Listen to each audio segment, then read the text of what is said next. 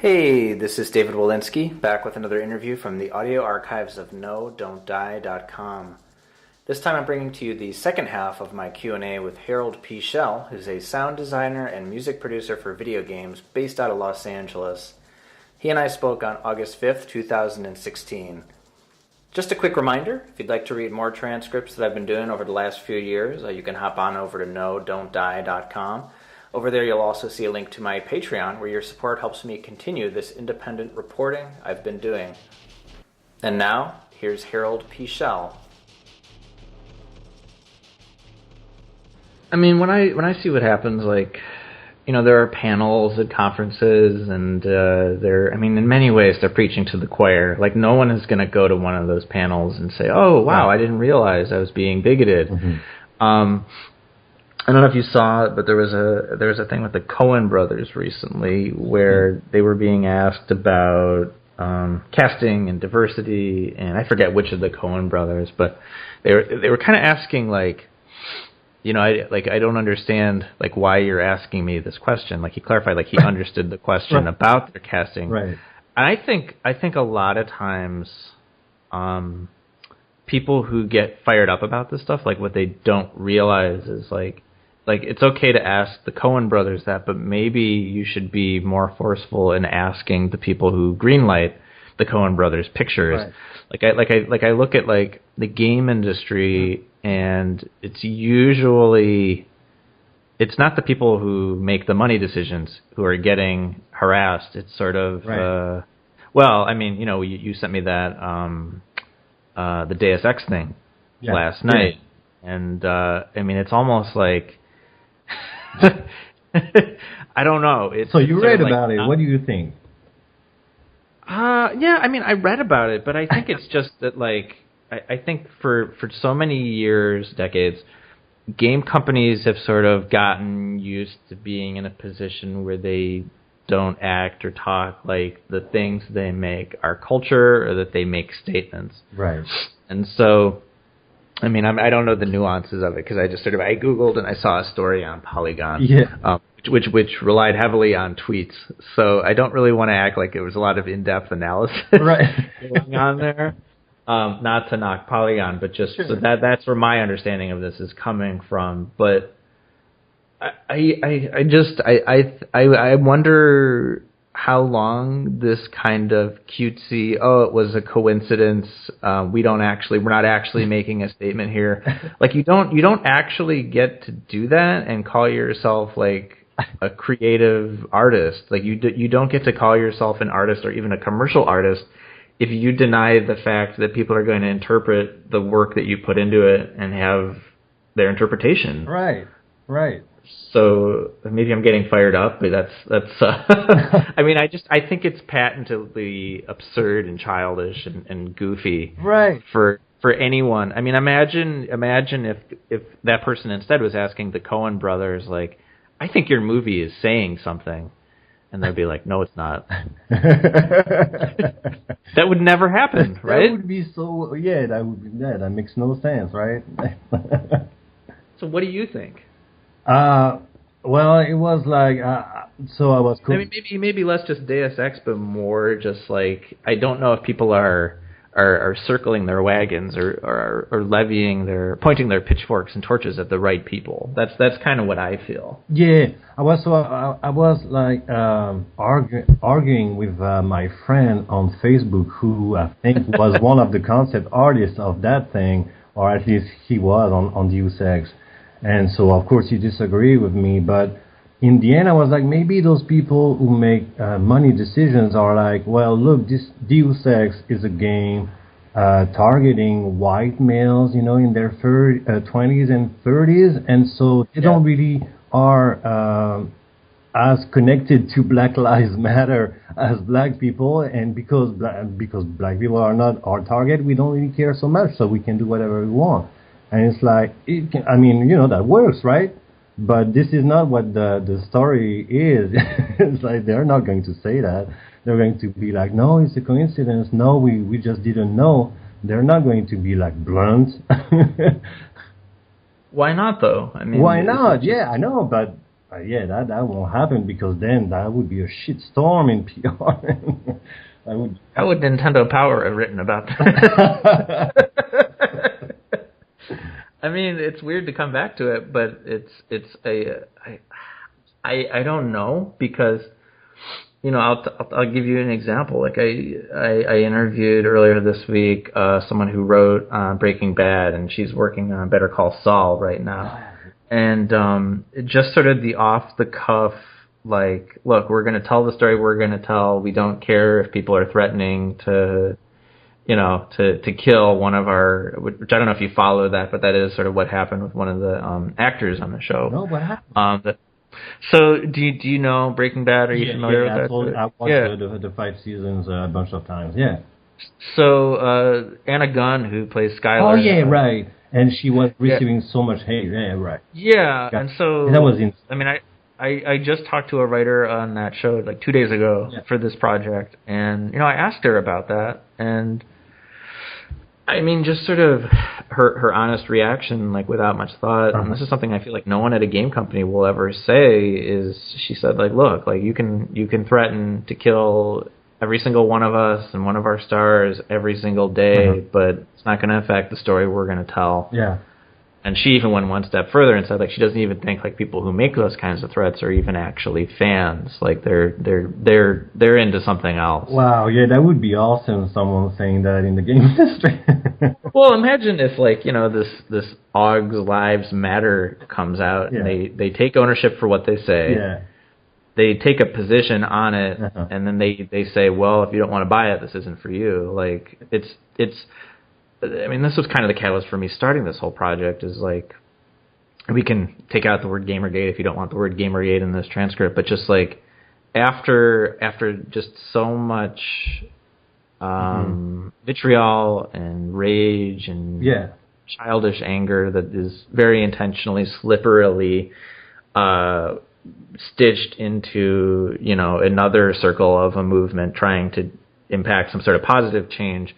I mean, regardless of just like the childish slipperiness of all that, like just like no game company had the fortitude to just be like, to take responsibility for some of it, but and also to just sort of say like, look, if you want to kill and rape other people, like we don't want you buying our games. Like I flash back on like, you know, like Riot Girl bands in the early 90s or even other bands, like they very vocally, you know, during a show or whatever would stop performing, or they would call people out, like they would take a stance. So anyway, I don't know, maybe this isn't stuff you think about, but it's just kind of like it's embarrassing, I think. It is. I mean, it's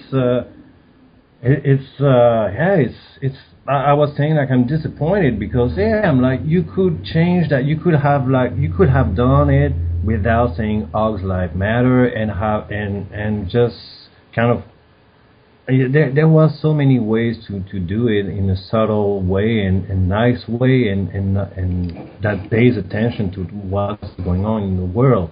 To me, like the in the end it's like you guys I feel like you've been lazy, and then people are calling out like you've been lazy, and you're like, no, and fuck you, and it's like, man.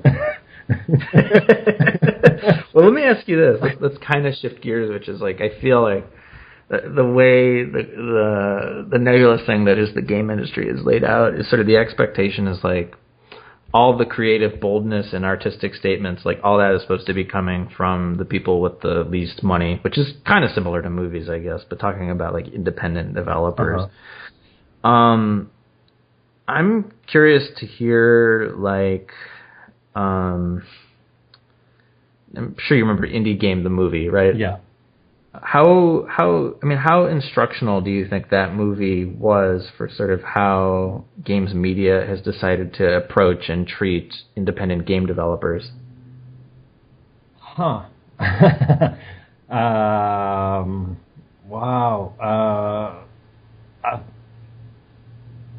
I'm not sure how it impacted the media about that.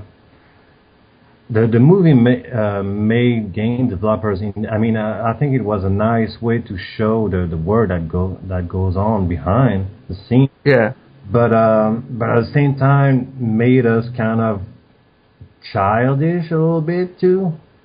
How so? In our vision, or like the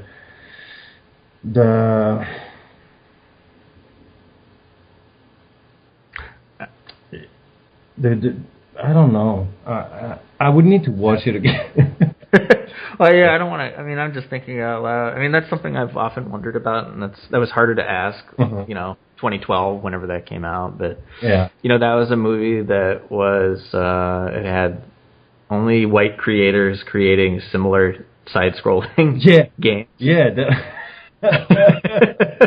Yeah, I forgot about this angle. You see, I'm so used to it. I know. Well, that is true. But it also like it's weird because there is, regardless of like the last 45 minutes where we've been talking and other stuff I post, like there's so much self-seriousness around games that like I thought it was really odd. Like that movie didn't have.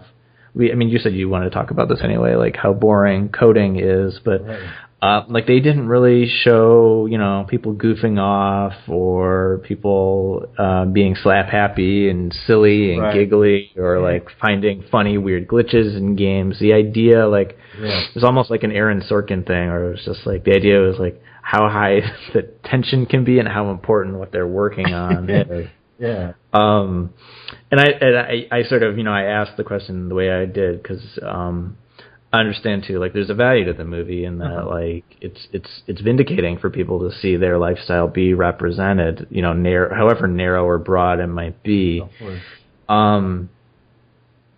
But what I hear people say, who are trying to make their way as an independent developer of games, is they have to sell their story, their personal story, and that it's no longer enough that you have a great game. You need to have a great game that shows great at conferences, and you need to have some sort of personal angle to it. Right. I never really understand like what game sites are looking for when they're championing these different games and when they try to infuse the personal story.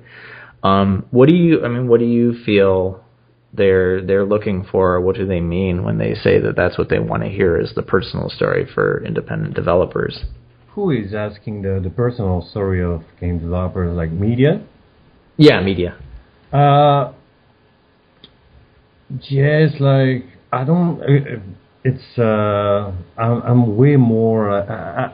Sometimes I feel like we're spending too much time outside the actual game, or like I don't really connect with the personal story. To me, with indie game developers, I want to see the gameplay. What is it about? Is it is it interesting, and how? And I want to try it, and then I'm gonna make my opinion, and maybe because it touched me, then I'm gonna be like, who is this person? What he worked on before, and all that. When people push their personal stories in front first before I even really got to get into the game, I'm like, this is the author thing, kind of like. Yeah. I don't know, like if some people like that, I mean, it's cool, but I'm really told you so much about the process. I'm sorry, it's kind of boring, but no. It's like the author thing, or like the personal, the person behind like comes a little bit after. To me. Do you feel like the approach at a lot of media places is the opposite? Yeah, basically. What kind of stuff we were talking about? It's like it's hard to write about gameplay, and it's hard to convey things about a game. It's much easier to talk about the person. It's much easier to have an interview with the person and talk about what they did before and what they like in game. It's engaging way more than, well, this game is based on you have those characters, and like this system is very complex and very neat. Here's why. I mean, it's totally different. Well, I think that's why video, YouTube and streamers and Let's Plays and all that. I think that's why Coding, that's right? Yeah, I think that's why that's really taken off. Is like that, and like most people don't really want to read, which is unfortunately, yeah. Yeah, I mean, which I think is just like a very human thing. But so I don't really know the way to ask about this. But I mean, you said that programming is the most tedious thing, but at the same time, it's making you a god. I mean, I don't really know. I'm not sure like how to ask, like to tell me like how boring programming is. I assume it's boring on the same way that like writing is boring. Yeah, but adding the way that your software to write is changing constantly, updating constantly. Your dictionary is updating constantly. I mean, like everything is changing all the time. You have to be on top of that all the time, and there's so many issues because it gets more complex and more complex every day. So yeah. So yeah, it's a lot of fixing. It's a lot of stupid things going on, you know. Well, you said at the same time it kind of makes you a god. But yeah, because when it happens, when the magic happens, and you have your idea, and you're like, this is how I'm gonna connect my gameplay to this audio library, and it's going to play the sound this way when I do that, and then bam, it works, and it does exactly that. You're like, this is fucking awesome, man. You're so happy, like more than any. I mean, I create music on the side. I write some blog posts from time to time. I'm like, I've been into other creative stuff, but making games and like coding and having that thing run is so good. It's powerful. So yeah, I mean, this is kind of a dopey question, but I mean, if programmers are gods, I mean, do you feel like are most of them benevolent? Are they vengeful? What kind of gods are the personalities who are making our games? Well, that's where sometimes they you know, maybe they get too godlike, or they think they are too much like that, and so they think we can always solve issues. You know, you just have to put some time in it and some lines of code, and at some point it will be solved. But sometimes design, I feel like, is you get into, you know, like you get blocked and you have to go back and find another way, and you cannot just brute force like they do. I feel like the mentality of programmers is that it's like you can always brute force. It's funny though, because I feel like you know, I'll see on social media or hear people the way they talk about it.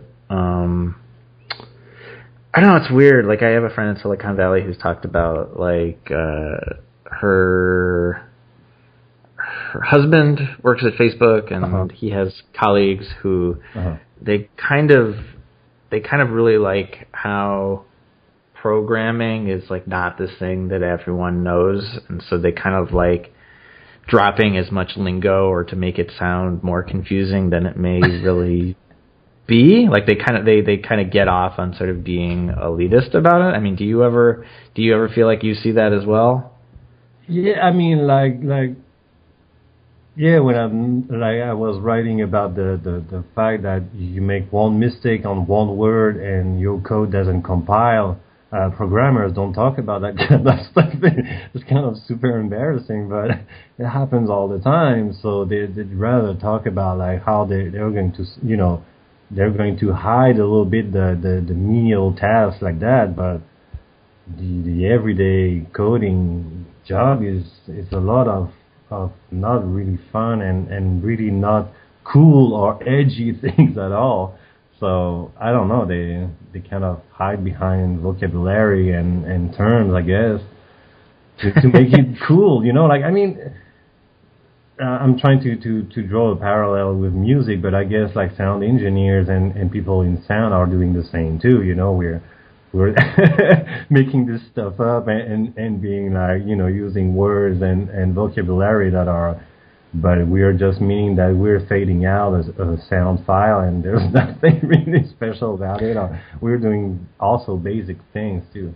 basic. Well, it's like, excuse me, it's like coding and audio and I guess just there are others I'm sure, but those two like they're such intangible things that like it kind of presents a problem when it's like, how do we do a documentary about that? Like in a way it has to feel like Right. like making a documentary about the wind or something. Yeah. But I mean, you said that just generally, like you feel like people are more interested in other things anyway, like like movie or TV production. Yeah. Although it's funny because I mean, so I think Project Greenlight just got canceled, and I don't know if you remember Fox had a show called On the Lot that was vaguely similar about filmmaking. I don't know. It feels like the types of things that people are like really broadly excited about the making of is shows like So You Think You Can Dance or American Idol. I mean, I don't know if you agree or disagree, but I mean, I wonder about this all the time. Like, as huge and the amount of money that people say video games make, like, it's still fairly niche. I mean, we know the history of it. We know a lot about it. But, I mean, what do you think would take for there to be a So You Think You Can Dance equivalent about video games? In terms of behind the scenes? Yeah, behind the scenes or just having that kind of cachet where they're sort of on equal footing in some ways. I mean, I don't think it's just making movies out of video games because I don't think that has been successful historically. It's I've never really understood that, honestly. As a game developer, I don't understand how you can make movies about like dooms, but you were talking about it, So You Think You Can Dance, and I'm like, the Just Dance franchise is doing good, right? People like that. Yeah. They're playing it, and I don't know, I feel like it has that kind of impact. Oh, well, and there's esports, but that's like, I don't know. Maybe. I mean, I think it's just like maybe it does have that cachet, but just in ways that are really different, and maybe like we didn't really expect. When we started growing up reading Nintendo Power. I mean, did you ever think about like, when you were a kid, like where video games might be in 2016, 2015, 21st century? Yeah, but of course, like. I was thinking that we would all have VR stuff. I didn't think that we would have a new Sonic game coming out in 2017. That's for sure. Yeah, a brand new 2D Sonic. That's for sure. I would have been like, what, really? No, I didn't really expect any of that besides the VR stuff, which is like not doing as good as I thought it would be when I was a kid. All I wanted was like more people playing games. That's what I saw. For me, it was like there will be so many players and gamers, and people will love games, and it will be cool. That's what I was thinking about. Mm-hmm. Yeah. Well, kind of happened. Like a lot of people play every day on so many devices, but yeah. That's it. Yeah. Well, you said that like even still like all the advancements that have been made and as many people who are playing, like something games still kind of struggle with is you said games don't do sound very well. Yeah. So I mean it from what I know, I mean it sounds kind of like the writing process on games where it's kind of like an intermittent long commitment, but it's not as integral. Right. So can you just talk a little bit about like why is it still like that, and sort of like what is getting more focused if it's not sound in games? Yeah. So because it's video games, definitely visuals and graphics took the first spot in game development, and especially since 3D, it's like I arrived right at the end of 2D and 3D in game development professionally. Yeah. So I really saw how 3D was like amazing and super interesting, but how programmers and producers and everybody in the team would be like that is way more work and a lot more assets than before. So since I think since 3D took over, it's been like the main thing. So sound is on the side, and well, it's once 3D is done and all the graphic stuff is made and finished with, people take care of audio, and that's a little too late. And of course, it's not going to blend well with the rest because it's at the end like that. Yeah, I mean, we talked before about culture fit, but I mean, you said for this to really shift, like, studio pipelines and cultures would have to change, right? Yeah, and it's not new at all because, as we know, in Japan, they've been making games this way.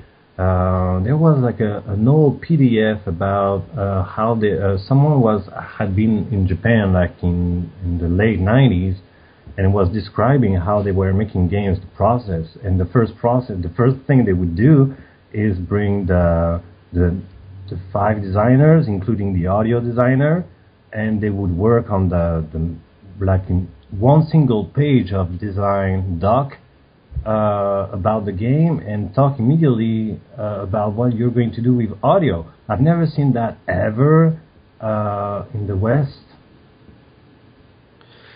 Well, I think... And their games, Japanese games are kind of known for having this really good audio-visual aesthetic, They're usually pretty good at that.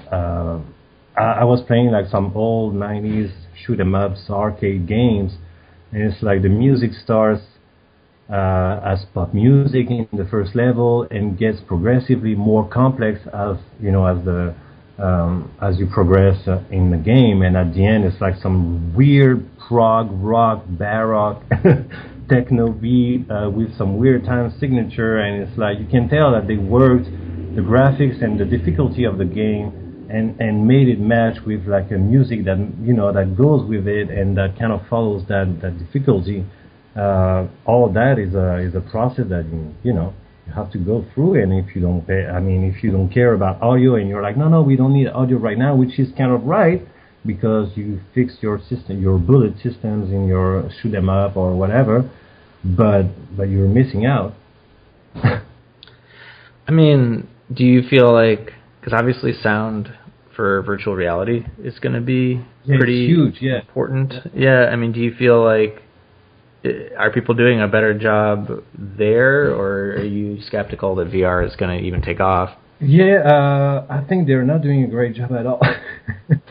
I'm not surprised to hear you say that. Again, it's like maybe some people are, but for what I saw in VR in the demos, it's like the sound is, again, in the back and like an afterthought, and you can tell, and it's kind of killing the experience because in VR it's very important to have great sound for that.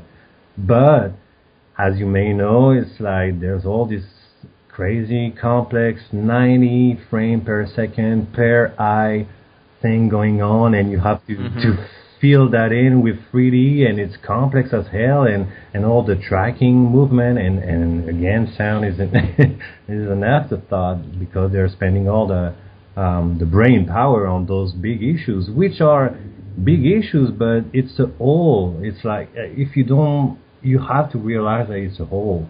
If you don't do that, then it's gonna not work as well.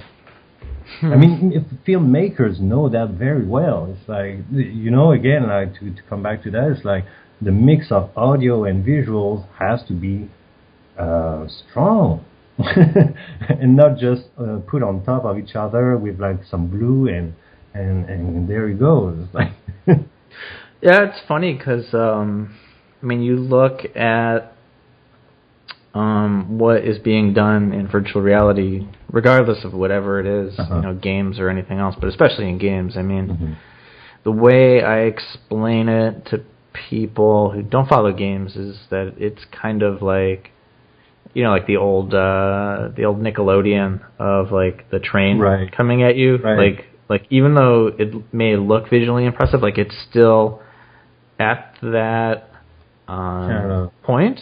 Yeah. Although I think about like quote unquote regular video games, and I'm kind of like, if we're charting it on movies, like people kind of say like it's still kind of stuck at like the erosion of the studio system, or maybe not. I mean, I don't know, because the terminology is so confused, because people don't actually really try to make things independently. They make things independently and then they work through a publisher, or they want to get on a platform holder. So, I mean, I'm confused about like, I mean, there's no ability to like get consensus and act like, okay, this is the way forward. It's sort of like you have to do, like the onus is on you. Like you have to do a lot of digging to find stuff. Right. But I don't know. I mean, it's not like I don't know. Maybe I am skeptical. It feels like of everything for the game industry to aspire to be, like there's certainly something more exciting they could have found to emulate than like the Hollywood blockbuster. Right. Yeah. So, well, I just have one last question for you. Unless was there other stuff you wanted to get to we didn't get a chance to touch on? What did we talk about that? A lot. Or something that we missed, more about, I'm thinking about the emails, or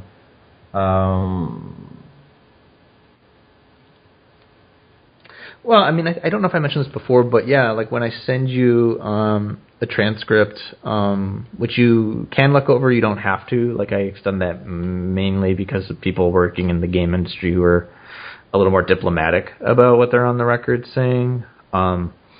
But it's like a typical part of the process is like, you can add some more stuff in, or sure. I can add some extra questions in, just sort of like as I'm reading over what we've just said, like, oh, this would be another way or another place to take things. Right. But I don't want you to feel rushed if there's like something else in your mind that you wanted to make sure to touch on, but also tell you like you'll have another opportunity as well. Sure. Like the legacy. Older game developers, I'm still thinking about that as like a big issue. Like the fact that like people don't really pay attention to older game developers who maybe have solved your problem or have tried to solve it, and all this discussion between multiple generations of different game developers, I think is really not happening at all, and that's. I don't know how to solve that. I think like it's a really important issue, but I have no real idea of how to solve this. I mean, it's a difficult thing, and it runs the risk to, at least for this thing, like, certainly I'm not the only person who is exploring the past and present and future of this stuff, but, I mean, as you get older, your memory gets fuzzier. Well, I mean, it's just also too like you may have left the industry and you haven't thought about it in a long time. Yeah. I mean, it's true. I mean, I know not every conversation has to happen publicly. I know that there's certainly private email lists and Slack groups and Skype groups and different events or things that are industry only, but. Uh-huh. I mean, there is not really like a thing like like the Writers Guild or wherever, where it's like you can go back and right. Read original scripts or understand. I mean, a lot of it's just the fact that like because since the beginning this has been a commercial industry and endeavor. Everything ancillary and peripheral is just sort of thought of as like, doesn't matter, not important, just throw it away. So like we don't even know what we don't know yet, Right. That's so, yeah. So I mean, I don't know if it gets solved. I think it's more like there's a fire and it's like, what do we save? Yeah. So that's a grim note. That's a grim note, but that's a pretty realistic note. So yeah, I mean, just the last question, and you've seen this before. I mean, what do you feel that video games have accomplished? Well, a lot of fun for sure. Yeah. A lot of, like, I think a lot of fun. I feel like, I mean, that is the medium of my generation, first of all. That's kind of maybe a bold statement, but I feel like being born with it and growing up with it, like being a kid in the 90s and a teenager in the 90s, being a kid in the 80s and a teenager in the 90s, I feel like it really is like the medium of my generation. So for that, I feel like happy about it, and like, yeah, some good fun on the consumer side and some really interesting and very very hard challenges on the game development side. What did it bring about? I think it's a little early to talk about it, actually. It's true. I'm like, now I don't really see it. Besides, again, like I'm not downplaying the fun. I think it's a very important thing to have fun and to laugh with your friends or your neighbors and all that. But outside of that, the old artsy, make people think and all that, I'm like, I think we're still short. We still have some progress to do. I'm not saying there are some games that really made me think, of course, but they're still too rare and it's not the main thing still. So we'll see.